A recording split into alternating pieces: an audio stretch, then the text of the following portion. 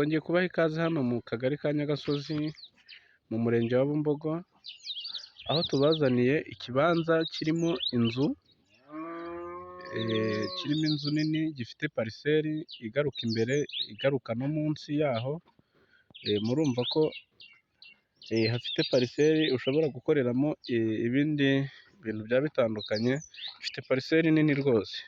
Ni ikibanza kiri mu buso bugera ku 1,800. Murumva ko ari ahantu ushobora kuza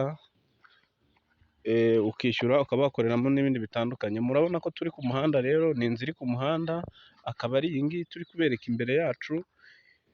Ikindi hakaba ari muri karitsiye nziza cyane, nk'uko mubibona ni inzu iri ku muhanda neza, ishakamo miliyoni 9. Rero kuvuga ngo ubonye inzu ifite pariseri ingana gutya, ifite ubuso buri mu 1,800 mu mujyi wa Kigali, hano mu murenge wa Bumbogo, ni ibintu biba bigoye. Mu minsi iri imbere haraba hamaze kwikuba inshuro ebyiri. Rero nimwihute muze muhahe iyi mari itabacika. Murabona ko ifite n'igikoni, ni inzu ikinze na metalike, nkeka ko muri kuyibona uko imeze. Miliyoni 9 waza ugatsindira uyu mutungo, icyangombwa ni ugukuzaho. Murakoze kandi turabashimiye.